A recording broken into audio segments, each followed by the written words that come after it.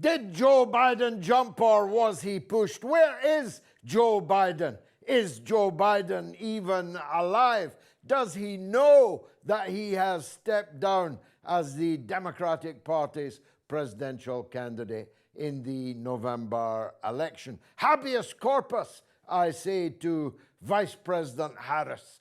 Produce the body.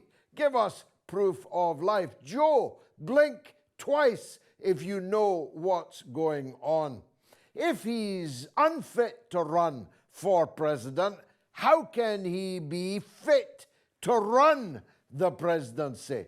The country, the NATO war machine, the nuclear flights of hypersonic missiles to which he has got the keys. He has his finger on the trigger. Not fit to run, but fit to have his finger on the nuclear button. And if he steps aside, Kamala Harris, who will be her VP? Can they be serious that she's considering Hillary Clinton? She better be careful not to be Epsteined in those circumstances. If I was married to her, I'd be increasing her life insurance if Hillary Clinton was standing behind her. But here's the rub. What difference will it make? What difference will it make if it's Biden or Harris? What difference will it make if it's Harris or Trump? What difference between any of these big party candidates? The Green Party's Dr. Jill Stein is a different matter altogether. On the big questions, Biden and Harris are indistinguishable. You could not slip sixpence between them.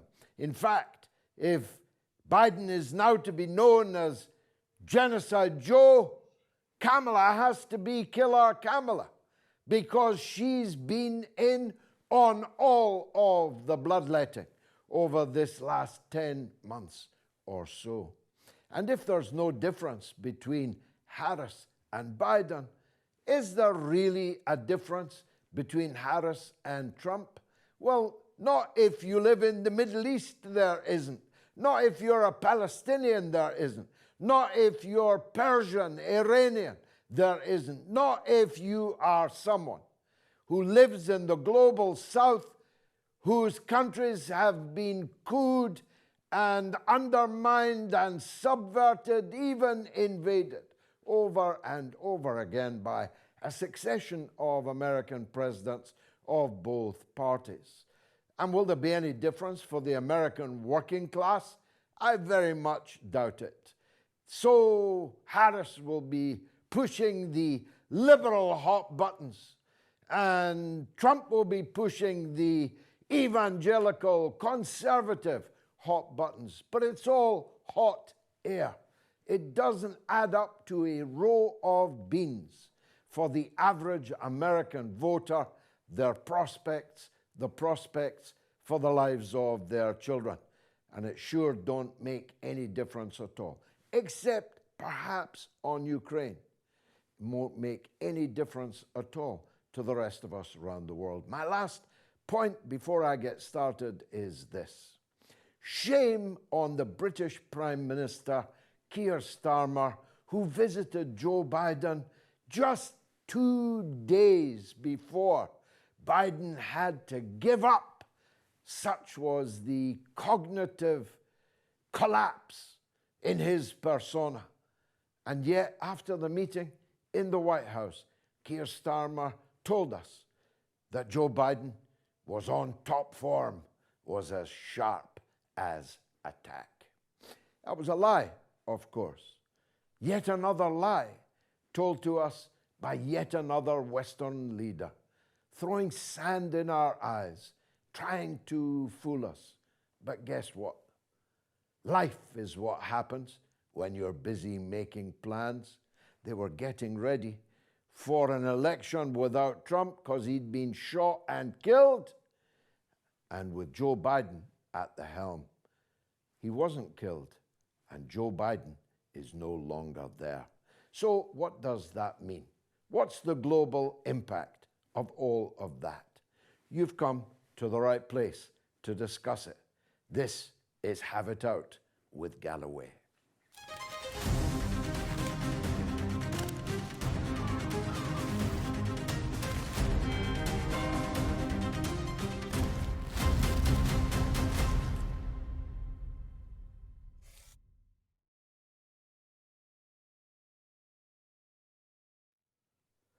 Rachel Blevins is one of the smartest young journalists in America. I've been working with her since she was just out of school. She's all grown up now and can be described as a global commentator, appearing on screens, in speeches, and in talks all over the world. She's a Texas rose, blooming. She joins us now. Very much welcome, Rachel Blevins, and what interesting times we are living in. If I'd been interviewing you last Monday, everything looked wholly different. How does it look today to you? Oh, absolutely. And thank you so much for having me, George. And you're right. It has been an interesting 9 days here in the US. I mean, we went from this assassination attempt against former President Trump, the Republican frontrunner, to now the Democratic frontrunner dropping out of the race, at least according to that statement that he released, or I guess that his team released on Twitter on Sunday. And here's the weird part about it. Reports are saying that there was not even a message sent out to members of his own campaign, that he had members of his campaign who were going knocking on doors on Sunday, and then they're getting an alert saying, our candidate is dropping out of the race. So a lot of questions there, given that we haven't even seen Biden, and given that the messaging coming from his team up until that 11th hour was that he was ready to get back on the campaign trail. They said that he tested positive for COVID, that he was dealing with that, but that he was going to be right back at it. So I think a lot of confusion there, given the fact that, every concern that we have about Joe Biden when it comes to his mental state and his cognitive ability, those concerns have been there for years. Democrats told us that he was fine. The White House told us that he was fine. Now, suddenly they're in a position of saying, okay, we're, I guess, caving to the pressure that was there from a number of Democrats in Congress, sure, but caving to it in a way that has been so disorganized that you have Biden, according to his team, endorsing his Vice President Kamala Harris. Hillary Clinton comes out immediately, endorses Harris. You know who hasn't endorsed Kamala Harris yet? Former President Barack Obama, who is still seen as having a lot of persuasion, a lot of emphasis on the way that the Democratic Party leads. But you also have top leaders within Congress like Nancy Pelosi, Hakeem Jeffries, who have not endorsed Harris either. So I'm really curious to see, as we get closer to convention time, what they are going to decide to do. Now, as you pointed out in your lead up there, you are absolutely right. When it comes to Kamala Harris, there's a lot we do know about her. There's a lot we don't know about her. But the most obvious thing is that nothing fundamentally changes, which was the promise that we got when Biden came into office. This is not someone who is going to challenge the establishment. This is not someone who is going to end any of the endless wars or even really pull back in the support that we've seen for these proxy wars around the world. And I think that that has got to be the biggest concern, along with the fact that every American that went out and that voted for Biden in the primaries are now being told your vote does not matter and your nominee is not elected. They are selected ultimately by the DNC. Let's deal with some of the questions I posed. One of them, I suppose, is impossible to answer. Is it possible that he has become dramatically unwell, even that he's on the point of death or even dead? Did he really sign a PDF which then went out on Twitter? No news conference, no televised address from the Oval Office. Perhaps he's not capable of doing these things. In which case, if he can't run for office, how can he serve in office? That's an excellent question. And I think that that's something that Republicans and Democrats are going to have to contend with. And you're right, we haven't seen proof of life. And that was a really confusing thing, was that we heard these reports that he had tested positive for COVID-19, and then he was seen boarding Air Force One. And a lot of people were questioning, okay, he's not wearing any kind of mask. There's not any kind of social distancing or anything. You're telling us that he is contagious, and yet it doesn't seem like he's taking any measures to not infect anyone around him. And then we don't see or hear anything from Biden directly. I think if he's going to drop out of the race, we need to hear it from him directly. And the fact that we haven't heard from him is a little eerie at this point. We did hear from Kamala Harris. She gave a speech at the White House at a pre-planned event with a number of college athletes that were gathered from around the US. So she was planning to appear anyway.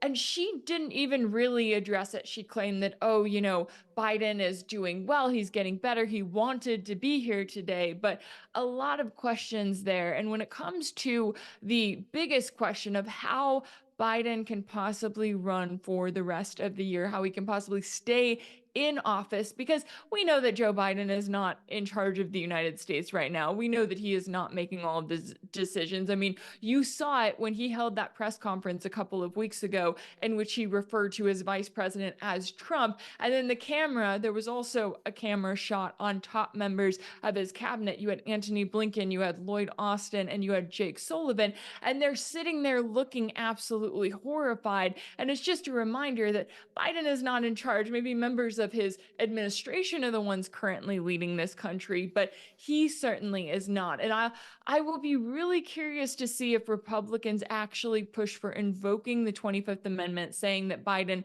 is not well enough to continue running this country, because they weren't going to do it initially as long as he remained in the race, because they wanted him in the race against Trump. But it'll be interesting to see if they are willing to do that now, to say, you know what, let's give Harris a shot at this and see if it makes her even more unpopular with Americans. Because that's the thing. If we're going to talk about democracy, Americans did not want Kamala Harris. They made that abundantly clear when she ran in the Democratic primaries back in 2020. I mean, she dropped out of that race before she even got to the primary for her own state of California, because it was just so embarrassing how bad her polling numbers are. So I'll be keeping an eye on those polls to see if they tell us anything, as you look at her possibly going up against Trump, a man that not only became the first former president to become a convicted felon after the Democrats went after him in every way possible, but also just survived an assassination attempt. The momentum around Trump right now is unlike anything I've ever seen, and it'll be hard to catch up to that no matter who Democrats decide to put in that position. You know, in former times, if all of this was happening in the Kremlin, it would be assumed that a coup was underway. This all feels like a very American coup, doesn't it? It does. And I think that the timing of everything is very notable here, right? We go back to 2020, and Democrats said, don't worry, you don't want to hear from Bernie Sanders again. You don't want to hear from anyone who is going to challenge the narrative in any way possible. You want Joe Biden because he is the old faithful, right? He was in the Obama administration. Don't worry about the concerns that we had from him. Then he is going to be our nominee. He's going to go on to win the presidency. We're going to tell you that it was with a record 81 million votes, and you're going to believe that. And then we have 4 years of Biden's approval ratings hitting record lows, and the media covering for that, right? If it had been Trump in office, and I'm not a big fan of Trump, but I will say if it had been Trump in office, they would have been highlighting his approval rating nonstop. With Biden, they tried to kind of gloss over that. And then when it came to the Democratic primaries, they could have solved a lot of their problems by just having actual primary debates, putting Biden on that debate stage, then letting him go up against someone like a Robert F. Kennedy Jr. or even a Joe Manchin or Marianne Williamson, some of those other contenders, and allowing that to happen so that Democrats could see and have some sort of a choice. Instead, they didn't do that. They went through with the primaries. They refused to give any legitimate choice that wasn't Joe Biden. okay, he's the nominee. And now they decide, Joe Biden's team did, we need to have the debates early. We need to have them with no audience and specifically hosted by CNN. And then later it'll be ABC. And so I think the fact that they did that was very telling. They got RFK Jr.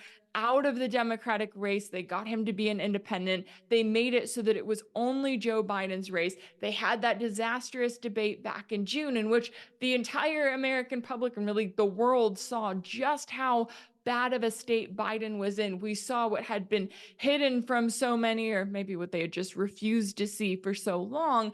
And now they are in a position where you've got the Democrats preparing for their official convention in August. And I know that they're planning some kind of virtual roll call vote, or at least they were before Biden dropped out of the race, according to his team. But they set this up exactly. They didn't want RFK Jr., they didn't want a Bernie Sanders. They made it so that it would be their establishment candidate. And now they are going to try to push Kamala Harris into that role. And I think they are going to be in for an absolute wake up call come election day on November 5th, because she just does not have anywhere near the momentum that someone like Donald Trump has. Now, you correctly identified that the Republicans wanted to fight Biden. Who wouldn't want to fight an election against a man in such a state? How do you think Harris versus Trump goes? Is it closer, wider, or just the same? You know, that's a good question. And I've been thinking about the polls. I think one of the mistakes that Democrats made was throwing in someone like Harris. You're throwing in someone who is not going to poll better against Trump. She may be the same as Biden in some cases, just going to be worse in other cases, especially when you look at those key swing states. Because as we know here in the US, as much as they talk about democracy, the election ultimately comes down to a handful of key swing states. And that is what decides who is going to be the next president. Now, I am curious to see them in a debate, but if there's anything that we've learned about Kamala Harris, it is that she is the queen of the word salad. I mean, if you get on social media today, you're seeing videos of Harris shared left and right, and it's not great, wonderful quotes she's had. No, it's the ridiculous things she said that make no sense, and her love of saying things over and over again.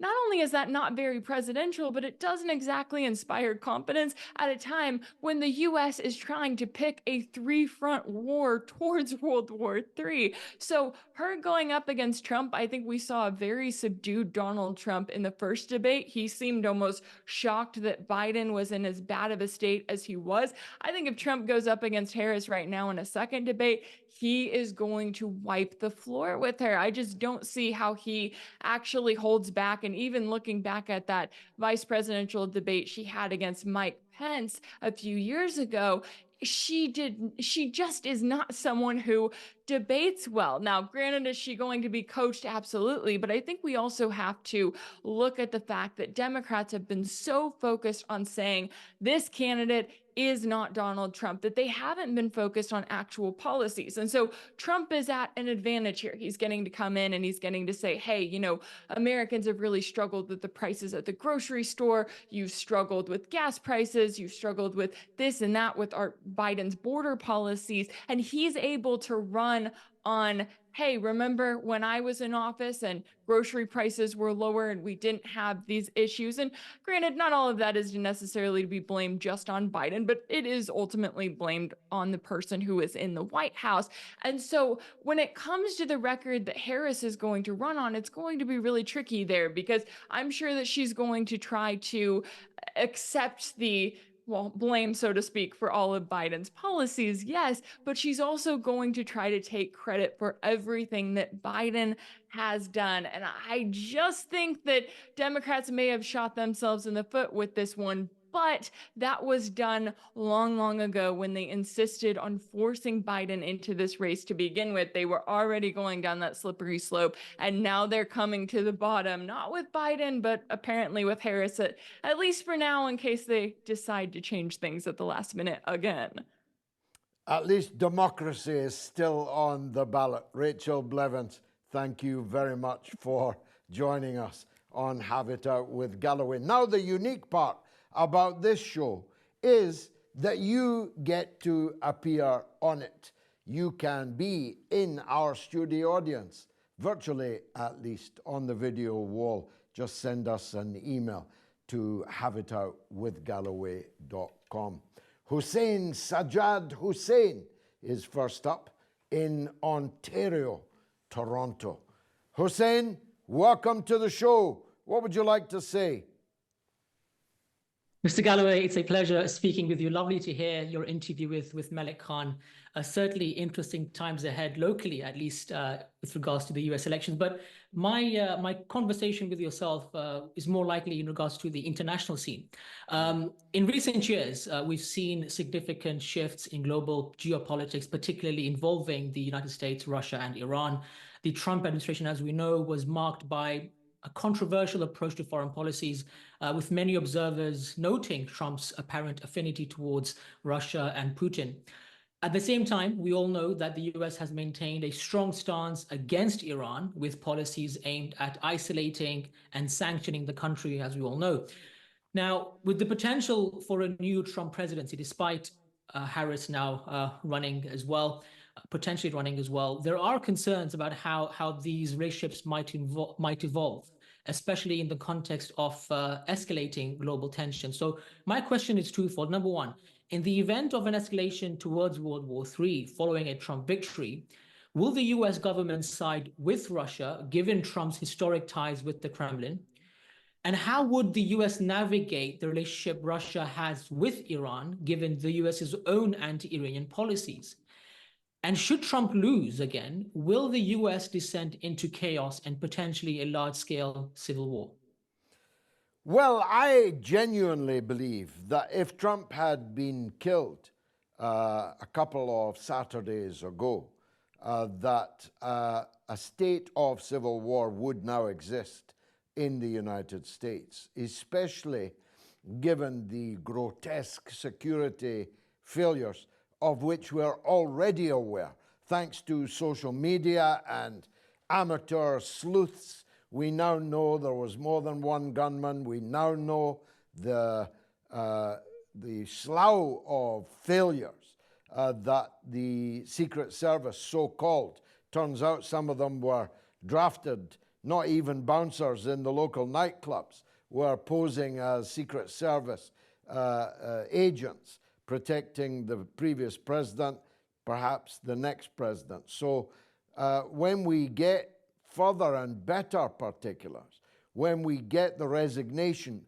as I'm sure we will, of the head of the Secret Service, perhaps even higher up than her, heads will roll, then a febrile state will exist. And if they perform again the steal, which I'm personally convinced they did in 2020, I look at Joe Biden, I look at Barack Obama, I see that Barack Obama's top vote ever was 69 million votes, and I look at Joe Biden 2020 with 81 million votes, and I don't believe it. Not least because I watched the count throughout the night. I simply don't believe it. But if they perform that steal again, and Trump lost for a second time to a steal, then a very dangerous situation would then occur in the United States. You rightly illustrate with your question the extent to which the tectonic plates in the world have shifted, and the extent to which the power of the United States has declined relative to its main competitors, Russia and China. Because you are right, if Trump wants good relations with Russia, and today he even extended a hand to China, if he wants good relations with Russia and China, he's not going to be able to have bad relations with Iran, because Iran is a close ally of Russia and China. You see how the balance has shifted in the world? The two superpowers, Russia and China, together making a mega power, have their own friends, and they are not America's friends. So if America doesn't want to go to war with Russia and China, it will have to stop its aggression and its footsteps to war with countries like Iran and others, like Venezuela, for example. Others, like Nicaragua, celebrating an auspicious anniversary just this past weekend. So the balance of power in the world has shifted. I hope that Trump has learned the lesson that forever wars and zero-sum games are only an option when you are the top dog. When you are manifestly not the top dog and have to deal with two other big dogs, you're going to have to change your relationship, not just towards them, but towards those that are allies of those two big dogs. Thanks for calling from Toronto. Mike Yardley is a very considerable military historian and gun expert in England, in Essex. Maybe Mike has something to say on the events, Mike, in Pennsylvania the other week. I don't know, I'm guessing that that might be what you want to talk about. I'm really interested in this episode because I know that part of the States very well. I went there every year for 10 years. It's interesting because it's an area, you remember the film The Deer Hunter? It's an area where everybody has a rifle. Yep. And I saw some pretty inexpert comment about the particular incident, and let's just consider that for a moment. I actually think if I was giving evidence in court on this, I would have said that the alleged would-be assassin anyway probably would have had about a 50-50 chance of connecting with Donald Trump. And the reason for that is the AR-15 rifle, the consumer rifle he had out of the box, probably was capable of something like a 2-inch group. At 100 yards, at 150 yards, that'd be 3 inches. And then add into that probably at least an inch of zeroing error. So you've already got a sort of space, imagine your hand, of about 4 inches of error. And now put that on the silhouette of a human head. So 50-50 that it would actually work. Now, you've mentioned the conspiracy theory that there might have been another gunman. I don't reject anything anymore because I made a film for the Discovery Channel about the assassination of Robert Kennedy. And I did conclude in that film forensically that there were definitely 2 gunmen in that case, but my conclusion was not included in the final cut. And of course, the Robert Kennedy assassination is also eclipsed by the terrible JFK assassination. Again, I think the shots were possible. I proved that in another couple of Discovery Channel films. You could make the shots with the Mannlicher Kikeno rifle that Lee Harvey Oswald allegedly had, but it's an incredibly suspicious case. There are all sorts of weird and suspicious circumstances, not least the fact that Oswald had been in the Marine Corps, that he was working in Japan as a radar technician on the U-2 spy plane, which was a CIA operation, although he was a Marine Corps radar operator. And then allegedly he becomes disillusioned with capitalism, goes to Russia via London and Helsinki, says that he wants to defect. They say you can't defect. He goes to the American legation and says, I want to give up my citizenship. They just laugh him off. He goes back to the Russians, the Soviets as they then were, and said, if you don't let me defect, I'll kill myself. And he becomes an inpatient briefly in a Soviet psychiatric facility. And then they let him out. Eventually, they let him stay, and he gets given a job in a sheet metal factory in Minsk, a Soviet hunting license. And, you know, he carries on, and then he allegedly becomes disillusioned with Marxism and goes back to the States. And 3 weeks before the assassination, he visits the Cuban and Russian Soviet legations in Mexico City. But there's all sorts of stuff in between. It's deeply suspicious.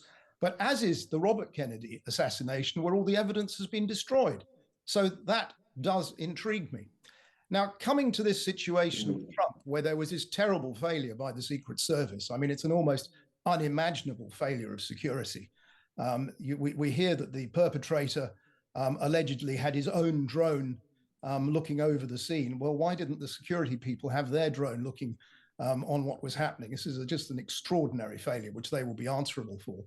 But I'm also, like you, I'm fascinated by the politics of it. I mean, I was brought up in the States, funnily enough, partly educated in Pennsylvania, and I look at what's happening with Trump and look at what's happening with Biden. And the question that I ask, and I'm sure you'll have an interesting answer for this, George, is what power blocks do these guys actually represent? Biden represents, as far as I can tell, New York big money and a liberal elite.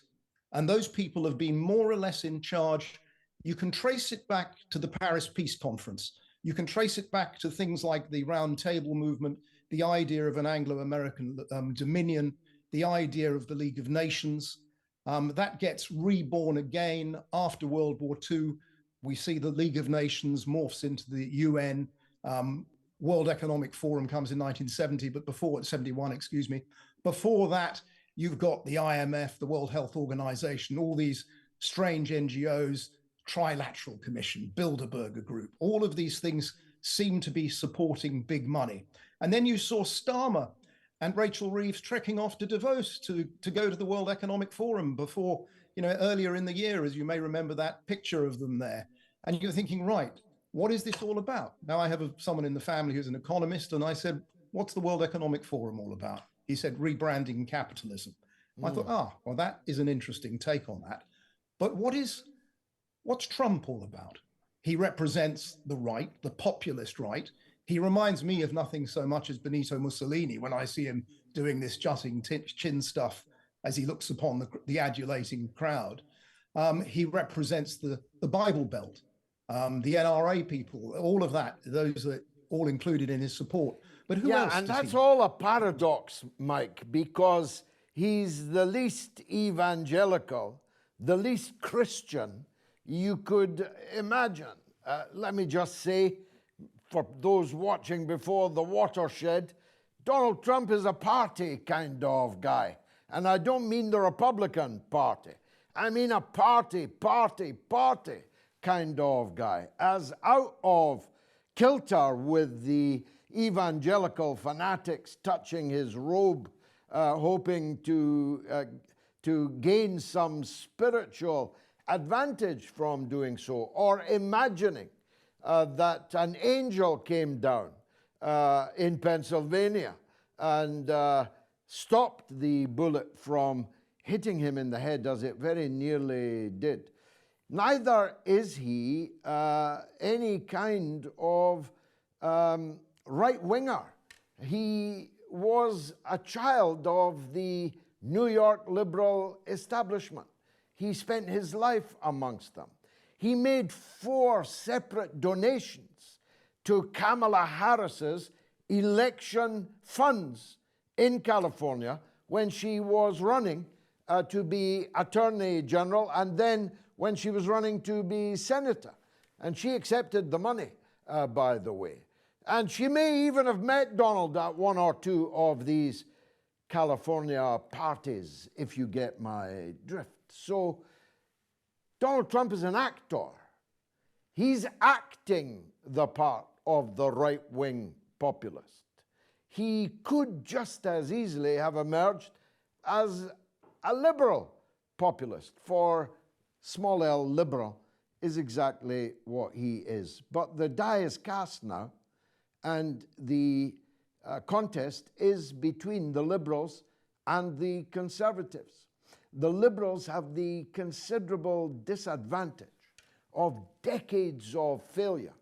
No one can look at America today and say that's as good as it gets. This is the best time to be an American. No one could, in truth, say that or credibly claim it. Fascinating tour down the assassination memory lane. Thank you for that. Let's go to London town, where James Bembridge has a point of view. James, go ahead.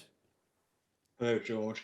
So my question is, what is the bigger threat to American democracy? Trump, his policies, or the legacy media, who, in the face of all evidence to the contrary, told us that President Biden was his mental acuity was of completely fine and healthy. And, these American journalists, these legacy journalists who, it's like, are they holding truth to power now, as is their job, and as was their job in the past, or are they just preserving power? To me, it seems the latter. Yeah, they're holding power to the truth. And before I turn to the journalist, James, what about our own Prime Minister? He met Biden 2 days before Biden had to give up because of the collapsing state of his mental and physical health, and yet gave us a report. To call it a sweetheart report would be to understate it. He said that Biden was in top form, was as sharp as a tack. Now, that cannot have been true. That means that our Prime Minister was lying to the American people, lying to the world, lying to our people. Now, you and I know lying is second nature to him. You only know he's lying when you see his lips are moving. But the media turn it's now gone in 3 different directions in 3 weeks. He was in top form until we had the debate. Then we had the debate. They were all opening the question of whether Biden was any longer the man. Then when Biden dug in and it looked too difficult to remove him, they moved back again onto the offensive. No, he's in top form. He's sharp behind closed doors. When prime ministers meet him, they're full of praise for his grasp of foreign affairs and so on. So the media is not holding the truth to power. It's the other way around. The media are a conspiracy against the public good, both in America and in Britain. Last word to you, James. I see you're trying to get back in. Yeah, no, so what I was saying, George, was that, it's not my concern with politicians lying. Of course, we all know they do that. But that's why I'm saying it's more detrimental to democracy for the journalistic sphere and world and profession to just blatantly lie, just blatantly hold their viewers and readers with contempt, take them for fools. I mean, we all knew, it was blatantly obvious to all of us that he had some sort of, he was going through some sort of dementia or some sort of thing like that. And, so I think that's much more dangerous to democracy for high-profile journalists to blatantly lie to us. It is much more dangerous, but here's the thing. The truth is that democracy is a sham in Western countries. I was brought up, you've been brought up, James, and most of the people watching this have been brought up to believe that the Westminster, Washington form of democracy was as good as it gets. And we believed the canard that that democracy was government of the people, for the people, by the people, but it is not, and it has never been. It is itself a conspiracy against the interests of the people. Whether it is the prevalence of lobbyists, the prevalence of foreign interests in Britain, for example, half of the British cabinet is in the pay of the pro-Israel lobby in our country. In the United States, it's 99.9% of the politicians that are in the pay of the Israel lobby, or whether it is who counts the votes. It took me a long time, 5 decades, before I ever once even wondered, never mind alleged, that when we know what our country does around the world, why would they balk at rigging elections?